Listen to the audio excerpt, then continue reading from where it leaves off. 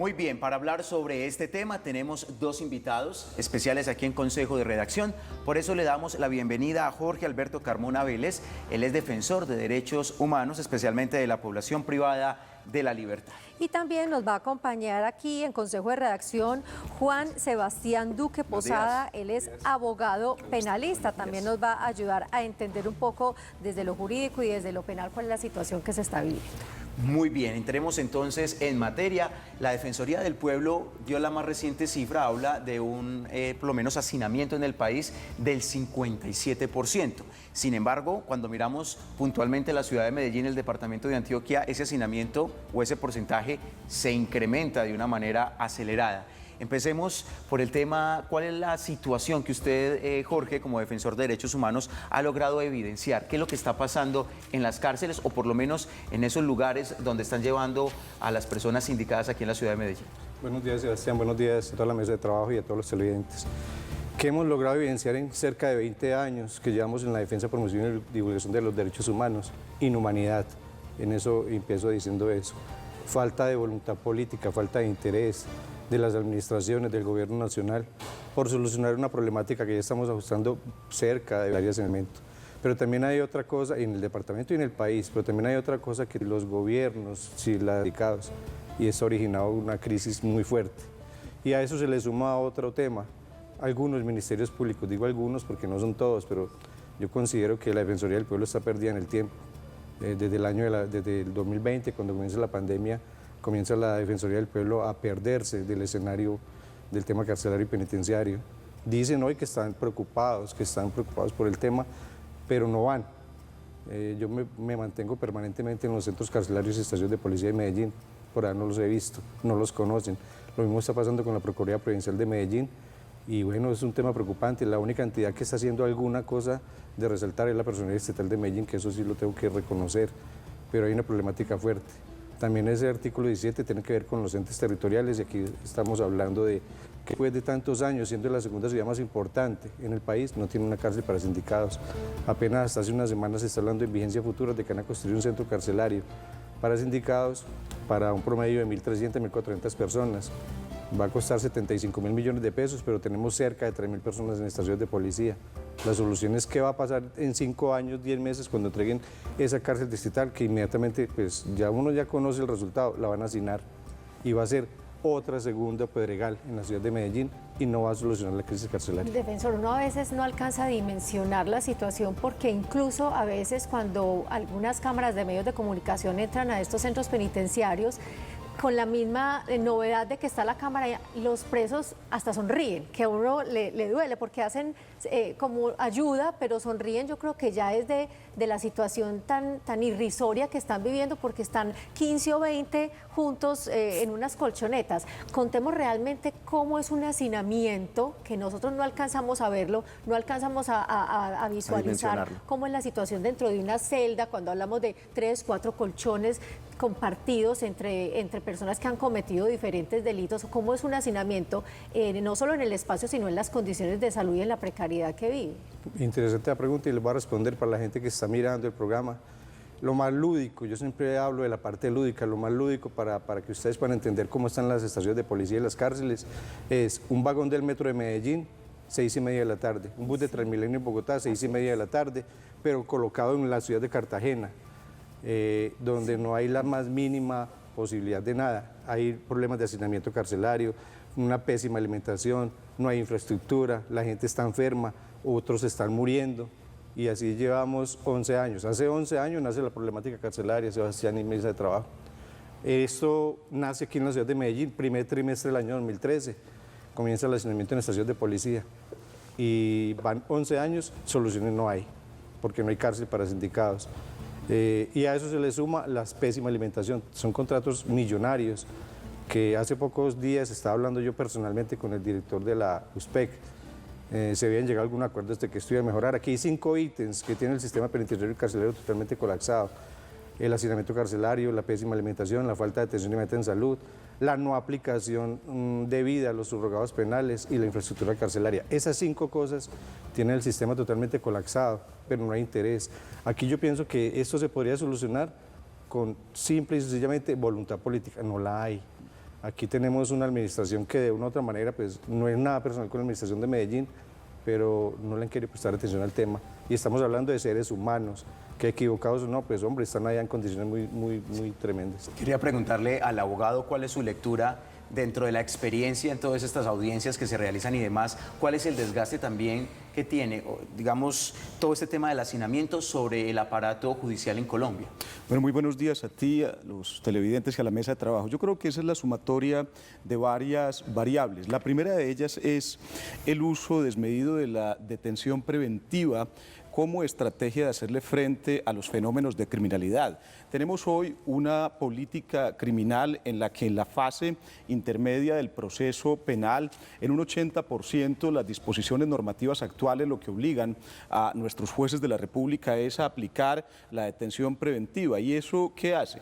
Eso hace que personas sobre las cuales todavía está la presunción de inocencia, que deben pasar todo el tránsito y el trámite del proceso penal, pues sean dispuestos en situación de encarcelamiento preventivo, entre tanto se da el proceso. Si ustedes se ponen a revisar cuál es la caracterización de todas estas personas que están hoy en esta situación de hacinamiento, lo que vamos a encontrar es que entre un 70 y un 75% está en esa situación de detención preventiva, es decir, todavía no se les ha definido de fondo su responsabilidad o no en aquellos hechos que le fueron objeto de imputación. Pero por otro lado, también lo que estamos viendo es que la ciudadanía lo que está pidiendo es una reestructuración del sistema penitenciario y carcelario. Pero atención, que cuando hablamos de reestructuración del sistema penitenciario y carcelario no necesariamente la solución es construir más cárceles. No, ahí hay otras variables que deben ser llamadas a considerarse, como lo decía Jorge, voluntad política. Allí tenemos, por ejemplo, el IMPEC como autoridad administrativa, tenemos a la USPEC, tenemos a los jueces de ejecución de penas y medidas de seguridad y desde luego todo lo que pueda hacer el Ministerio de Justicia con aquellas personas que pues están en estas situaciones. Hay un dato muy puntual y es que incluso si ustedes observan la infraestructura física de las estaciones de policía y de estos lugares de paso en donde están estas personas en condiciones de hacinamiento, lo que vamos a encontrar es que por la sistemática procesal penal colombiana, esos lugares fueron diseñados para un paso transitorio. Esto es, la norma dispone que una vez la persona es capturada, sorprendida y aprehendida en situación de flagrancia o con una orden de captura, debe ser puesta dentro de las 36 horas a órdenes de la autoridad competente, un juez de la República, se le defina su situación jurídica y pase a un lugar de encarcelamiento. Estos sitios están diseñados para que las personas no pasen más de 36 horas en ellos. Esa no es detención preventiva. La detención preventiva viene después de esas 36. Esa exactamente la detención preventiva. Exactamente. Lo que pasa es que esos sitios que están dispuestos para 36 horas se convierten en lugares de reclusonas, están privadas de... En dos palabras fundamentales, ventajan, así decirlo, en términos sociales, políticos y también de control social. Yo considero que lo que no ha habido aquí es, decimos por ahí, eso. Y lo otro es que se necesita con urgencia una reforma, pero una reforma real al Código Penitenciario. Aquí tenemos unas leyes que yo considero que están haciendo mal las cosas. Está, por ejemplo, si habláramos de la ley de 98, que es de infancia y adolescencia, ese artículo 199, por Dios. Aquí se habla de que hay gente que están por delitos sexuales, eso se disparó, pero realmente están cometiendo imprudencias, están cometiendo injusticias. No todo el mundo es violador y pasa algo particular, aquí la gente termina privada de la libertad con condenas muy grandes, entre 4 y hasta 22 años de prisión por ese tema, pero no hay pruebas. No tienen en cuenta la valoración subjetiva de medición legal y están cometiendo imprudencias con el tema, están condenando gente injustamente. Yo considero que aquí, y yo hablo de un 16 a cerca de un 20% de personas privadas de la libertad que son inocentes. Aquí el sistema penitenciario tiene que ser revisado con mucha lupa. Aquí también esa figura que se inventaron, no sé cómo llamar eso, la subjetividad de la conducta punible. Ese tema tiene a miles de personas suspendidas en el tiempo. Y yo pienso que la subjetividad de la conducta punible, palabras más, palabras menos, es la interpretación de un juez a la norma. Y eso lo están haciendo mal. Lo están haciendo mal y eso ha generado pues, un tema de violación sistemática de los derechos humanos. Y ahora hablemos de los perjudicados. Los perjudicados no solamente son las personas privadas de la libertad, también son las familias que día a día sufren el rigor. Cuando una persona es detenida inmediatamente entra la familia y paga también la condena con ellos. Pero también están los policías, que también están llevando una parte también dura. Hace 11 años comienza la Policía Nacional a llevar una carga que ni siquiera les corresponde. Parte de las muchas funciones de la Policía Nacional es capturar, no vigilar y custodiar internos. Llevan 11 años haciendo eso, pero yo nunca he visto un pronunciamiento del director nacional de la policía diciendo que eso no lo deben de hacer. Y eso ocurre porque es que Medellín, por ejemplo, no tiene una cárcel para sindicados, no la ha tenido. Entonces le tiraron esa carga a la Policía Nacional, que también termina siendo víctima. Lo que pasó en la minorista de poco con la muerte del policía, eso no debe haber ocurrido y es muy lamentable eso. Pero entonces, en esos términos, la dificultad de pronto no sería la creación de nuevas cárceles, sino la demora en hacer ese proceso de esas 36 horas, y lo que tenemos es una dificultad de la aplicación de la justicia, más que dónde poner las personas. O sea, en 36 horas deberíamos estar definiéndole la vida a las personas de una manera justa, por supuesto. Te va a responder de la siguiente manera. Aquí lo acaba de mencionar el abogado de una manera muy acertada, pero también ahí está pasando algo cuando hablamos del tema de las personas que están en calidad de sindicados o indiciados, que supuestamente los cobija la presunción de inocencia, se podrían defender en libertad. No está pasando eso, en Colombia no ocurre eso. Pero pasa algo también muy particular. Aquí la gente está suspendidos en el tiempo, pero el tema penitenciario y carcelario no es una necesidad urgente de los entes territoriales, y lo que sí debería de haber, que no hay, es oportunidades para la gente. Le voy a decir por qué oportunidades. Aquí cuando uno entra a los centros carcelarios le dicen a uno, es que esta no espere, le señalan a uno el abdomen, le señalan el estómago. Doctor, es que no nos dan empleo. Pero resulta y sucede que aquí la gente, lo que tiene que hacer las administraciones, que no lo están haciendo, es generar empleo, salud, recreación, deporte y cultura para la juventud antioqueña. El 64% de la población priva de la libertad en el departamento de Antioquia son muchachos entre los 18 y 30 años de edad, 30 a 32 años.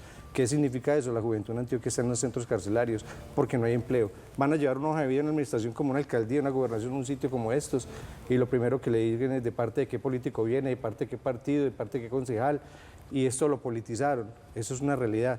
Y politizaron eso. ¿Y dónde terminan esos muchachos? En cualquiera de las 454 bandas delincuenciales que tiene la ciudad de Medellín. Muy bien, vamos a revisar cómo está el tema también en otras zonas del departamento de Antioquia. Por eso vamos a ir de inmediato con Julián Hoyos al municipio de Andes, suroeste del departamento de Antioquia. Sin duda esta población es una de las más afectadas con este tema de hacinamiento. Julián, muy buenos días, ¿cómo amanece y cuál es la información desde el suroeste antioqueño?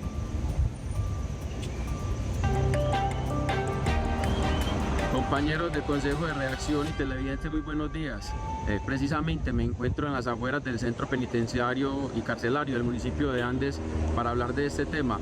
Cabe destacar que han mejorado mucho las condiciones en este centro, pues hace un par de años eran bastante complejas.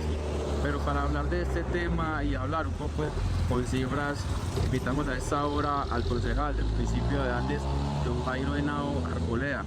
Don Jairo, muy buenos días, bienvenido a Consejo de Redacción, gracias por atendernos. Bueno, ¿qué decir de las condiciones de un centro penitenciario y carcelario del municipio de Andes?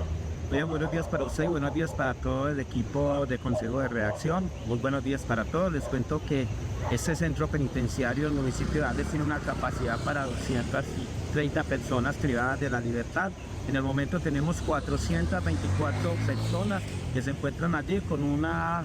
estamos diciendo de un hacinamiento de 184.3%, y hace 2 años este centro penitenciario tenía un hacinamiento del 400%. Sin duda alguna ha mejorado muchísimo, pues nuestro llamado, nuestra invitación es a que siga mejorando la calidad de vida de esas personas que han de reflejar en el municipio de Andes. Claro que sí, concejal, muchísimas gracias. Cabe también destacar que, incluso quienes ingresen a la página del INPEC podrán encontrar un hacinamiento del 152%. Esto es porque ellos toman también en cuenta las personas que están privadas de su libertad, pero que están en su domicilio. Entonces, como lo dijo el concejal, como lo dicen las cifras, han mejorado mucho las condiciones de este centro penitenciario del municipio de Andes. Lo pide también el concejal, ojalá mejoren mucho más. Esto es todo por el momento, compañeros de Consejo de Redacción. Continúen ustedes con mucho más. Buenos días. Gracias, Julián, por mostrarnos ese panorama. Hacinamiento en Andes del 184%. Conozcamos ahora la situación en la región de Urabá. Allí saludamos a Jason Rojas. Jason, adelante, buenos días. Hola, ¿qué tal? Buenos días, compañeros. Pues en el centro carcelario Villa Inés, digamos, el hacinamiento es demasiado alto. El cupo es para 293 personas y a la fecha se encuentran 730 personas recluidas. Pero la situación es más grave en las estaciones de policía. Por eso me encuentro y nos va a hablar el coronel Suárez de este tema. Coronel, buenos días. ¿Cuántas personas se encuentran recluidas en estas estaciones de policía en la subregión de Urabá? Cordial saludo. El Departamento de Policía Urabá en sus instalaciones cuenta con 22 salas de reflexión. Estas 22 salas de reflexión tienen capacidad para 41 ciudadanos privados de la libertad. En este momento tenemos un total de 211 personas, lo cual representa un incremento del 222%.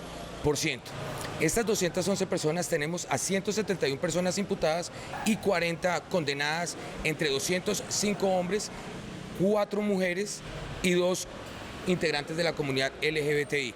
En los municipios donde mayor hacinamiento tenemos son en las cabeceras municipales de los municipios de Apartadó, Carepa, Turbo y Chigorodó. Coronel, muchas gracias. A ustedes, muchas gracias. Como vemos, la situación en las estaciones de policía es un hacinamiento totalmente alto. La Defensoría del Pueblo ha señalado que ha realizado diferentes tutelas. Sigan ustedes con más información en estudio. Muy buenos días. Jason, gracias por toda la información desde el Urabá antioqueño, una radiografía en algunos municipios del departamento de Antioquia. Yo creo que hay algo que todos coincidimos, tenemos una realidad en el país. Los delitos están disparados, se ha incrementado este tema de diferentes delitos, hurtos, homicidios, extorsión, muchas situaciones. Y vemos la otra realidad y tiene que ver con este hacinamiento. Estamos en un punto crítico y donde el tema de los derechos humanos está literalmente ahí en veremos. Ahora, Jorge, antes de hacer una pregunta al abogado, ¿cómo es el hacinamiento de la SIJÍN en este momento? SIJÍN, yo diría que es la única SIJÍN en Colombia, en todo el territorio nacional, que tiene tantas personas. Está ahí más de 370 personas en la SIJÍN y el espacio es para 40, 50 personas en situación de dignidad. Es la única, reitero, la única SIJÍN que tiene tantas personas. ¿Y Candelaria? Y Candelaria tenemos más de 370 personas también. ¿Cuántos baños para 370 personas? La capacidad de Candelaria es para 80 personas y más de 370. ¿Y baños? ¿Unidades sanitarias? 3 unidades sanitarias. Imagínese eso, 3 unidades. Pero a eso se le suma que no hay aire, no hay luz, las ventanas son totalmente selladas y herméticas. Y estamos hablando de seres humanos, por Dios, estamos hablando de gente que se equivocaron, claro que se equivocaron. Pero y de hecho algunos inocentes inocentes también ahí. Total, yo pienso que la justicia colombiana están haciendo mal su trabajo, como les mencionaba ahorita, la fiscalía está haciendo, faltan cosas por mejorar. Bueno, abogado, ¿cuál cree usted que sería por lo menos una solución inmediata? Tenemos entendido que cambiar o modificar o reestructurar el sistema penitenciario del país toma su tiempo, pero ¿cuál sería una solución por lo menos para empezar a darle forma a esta situación tan compleja que se vive en el país? Muy bien, yo creo que desde lo técnico, jurídico y normativo sería repensar el uso de la detención preventiva. Es decir, que no sea para delitos como por ejemplo delitos sexuales o delitos de alto impacto la única salida por prohibición expresa de adoptar otras medidas que permitan que la gente, entre tanto se le venza su presunción de inocencia, pueda defenderse en libertad. Desde luego que nosotros entendemos que hay fenómenos de criminalidad que merecen el más duro de los reproches, pero esta no puede ser la norma y la máxima. Cuando hablo de repensar el uso de la detención preventiva, a lo que nos referimos es que los jueces del país y las autoridades de investigación y que hacen parte de todo este proceso de las fases de investigación criminal tengan muy claro que en el momento de adelantar todos sus procedimientos, la prueba y el proceso y todas las variables que están en conversación con el proceso penal deben ser lo más técnicas y ajustadas posibles. No podemos seguirnos dando el lujo de que personas que definitivamente no están asociadas a la comisión de un delito en concreto, pues sean privadas de la libertad por términos entre 1 y 2 años, entre tanto se les resuelve de fondo su situación y la base probatoria no sea lo suficientemente fuerte. Defensor, tengo entendido, hablando por esa misma línea, usted hace unos días envió una carta al Ministerio de Justicia. Puntualmente, ¿usted qué pide allí, qué plantea allí y de pronto ha tenido ya alguna respuesta? Sí, efectivamente, el pasado viernes, el 17 de mayo, ahorita el viernes pasado, radicamos personalmente en el Ministerio de Justicia un oficio donde estoy pidiendo una reunión con el Ministro de Justicia, estoy pidiendo una reunión con el presidente Gustavo Petro, con el director nacional de la Policía Nacional, con el INPEC, con todos los ministerios públicos que nos quieran escuchar. Son casi 20 años que llevamos en la defensa y promoción de los derechos humanos y estamos listos, tenemos una propuesta para hacerle al gobierno nacional frente al tema de la problemática carcelaria, por lo menos en un plan piloto aquí en Antioquia. Queremos ser escuchados. Radicamos esa carta el viernes y tenemos una propuesta para mejorar el sistema penitenciario y carcelario en un plan piloto en el departamento de Antioquia. ¿Hay algo que podemos adelantar de esa propuesta? Mejoramiento de la alimentación, por ejemplo. El mejoramiento de la alimentación y algo que va, digamos que a suplir esa tema de la cárcel distrital para la ciudad de Medellín, que tenemos una propuesta muy grande, pero tiene que ser de la mano con el gobierno nacional. Hace pocos meses atrás, hablaba el ministro de Justicia del artículo 149, que decía que un preso podía salir a trabajar y regresar en las horas de la noche. Se llama franquicia preparatoria. Algo parecido tenemos con la propuesta. Queremos hacer algo grande con el tema de los derechos humanos, con el tema de, porque yo creo en las primeras oportunidades. Aquí hace poquito salió el gobernador a hablar con alguien de una ONG hablando de segundas oportunidades. Yo digo que aquí los privados de la libertad no han tenido ni la primera oportunidad, apenas se está pensando en una primera oportunidad y ya van avanzados hablando de segunda oportunidad, están hablando de construir más centros carcelarios, lo decía el doctor. Hombre, aquí la situación no es construir más cárceles, esa no es la solución. La solución aquí es humanizar el sistema penitenciario y empezar a hablar de humanidad para que esta gente salgan de los centros carcelarios siendo mejores personas. Defensor, ¿qué está sucediendo en Puerto Triunfo? Puerto Triunfo es un establecimiento que hoy está en el ojo del huracán. Yo pienso que de los 138 establecimientos que tiene el país, el IMPEC, es la única cárcel en Colombia que no tiene agua potable. Entonces han habido, y no solamente el agua potable, a los privados de la libertad les dan un baldadito de agua por la mañana y un baldadito, digo un baldadito porque es literal un baldadito pequeño, un balde de agua por la mañana y un balde de agua por la tarde para todas sus necesidades, y recordemos que el agua es un derecho fundamental. Y entonces allá no hay agua. En estos días se quedaron varios días sin luz, pero la unidad de servicios penitenciarios no es el IMPEC, porque también sería injusto decir cosas que no son. El IMPEC no tiene nada que ver con el tema ni del agua ni de la luz. Un transformador, ¿quién lo tiene que solucionar? Pues el director nacional de los PEC, no lo están haciendo. La alimentación, ¿quién le tiene que mejorar? El director nacional de los PEC, no lo están haciendo. La salud, allá entonces no hay salud, no hay alimentación, no hay luz, eso es precario, agua no hay, falta de oportunidades y enseguida el tema de corrupción. Allá dentro del personal de guardia y custodia hay gente muy valiosa, pero también hay gente muy corrupta que piensa, yo tengo que decirlo así porque no tengo otra forma de manifestarlo. Aquí hay cárceles que han demostrado que se pueden hacer bien las cosas, como lo que está pasando, por ejemplo, en Yarumal. En Yarumal felicito a la gente de Yarumal, a la gente personal de guardia y custodia, que están haciendo muy bien las cosas. Felicito a la nueva directora regional del IMPEC, que llegó a hacer cosas que ella me dijo, quiero mejorar cosas. Y aquí hay cosas que se pueden mejorar, pero lo que decía al principio de esta entrevista, necesitamos voluntad. Bueno, y una última pregunta para el abogado Juan Sebastián. Ya hemos hablado de los derechos humanos, las dificultades a partir del hacinamiento, pero hay otra realidad y tiene que ver con los delitos que se cometen al interior de las cárceles. Vemos, por ejemplo, lo que pasó en las últimas horas, o digamos en la semana pasada, con el asesinato del director de la cárcel en Bogotá. ¿Qué cree usted que se debería hacer? Cuando hablamos, o por lo menos cuando buscamos la opinión de los televidentes, parece ser que ese tema de la corrupción, porque la droga ingresa, las armas ingresan, pero pues obviamente tiene que ser porque evidentemente hay algún tipo de tinte de corrupción por parte de algún funcionario o algo está pasando dentro del centro penitenciario. Muy bien, eso tiene mucho que ver con el personal de guardia y custodia. En primer lugar, es insuficiente en relación con el número de personas privadas de la libertad que custodian, y eso hace que su control sea un control pues bastante escaso, porque definitivamente no tienen ni en número de personas, ni en los lugares, ni los espacios que vigilan la capacidad de controlar cada uno de los comportamientos. En segundo lugar, hay que hacer filtros profesionales y filtros éticos algo más rigurosos para que ese personal de guardia y custodia pues definitivamente no sea proclive a esas invitaciones que les hace el crimen a pertenecer a esas estructuras criminales. Y en tercer lugar, yo creo que tenemos que dotar de mayores herramientas a los efectivos del IMPEC en términos de investigación criminal, porque es que encontremos otra realidad importante, y es que los órganos de policía y las autoridades normales o naturales de investigación y persecución de la criminalidad no tienen competencias adentro de los centros penitenciarios y carcelarios. Allí estas labores de investigación las realizan fundamentalmente los miembros y funcionarios del IMPEC. A ellos se les atribuyen las funciones de policía judicial,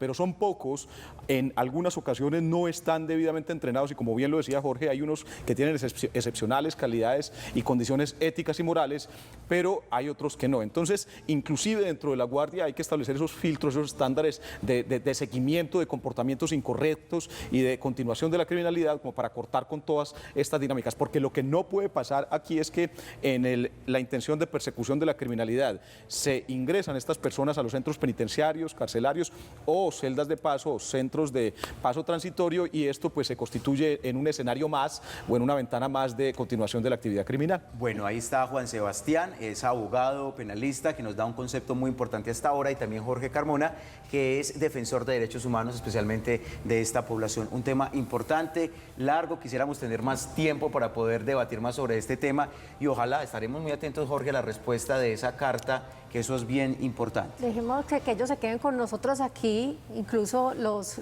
6 podemos entre todos analizar lo que dice en este momento nuestra opinión, que es precisamente de este tema. Pero permítame manifestar antes de cualquier cosa, decirles, quiero enviar un mensaje muy respetuoso a la Administración de Medellín.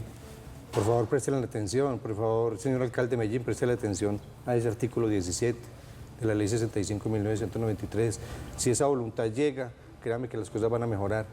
A la gente, a los familiares de los privados de libertad, tengan fe, que llevamos 20 años, hace 20 años me decían que una golondrina no hacía llover, y hoy estamos cerquita a grandes y significativos cambios del sistema penitenciario. Muy bien, a los dos entonces muchísimas gracias por haber estado con nosotros en Consejo de Redacción y miremos cómo va a esta hora nuestra opinión.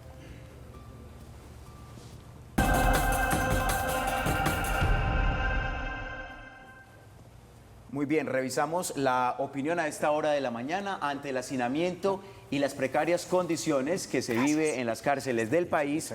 ¿Cuál cree que sería la solución? Claro. Tenemos 3 opciones porque son las que nos permite, en este caso, las aplicaciones, pero obviamente pueden haber otros puntos de vista, otras opiniones que nos las pueden dejar a través de nuestras redes sociales.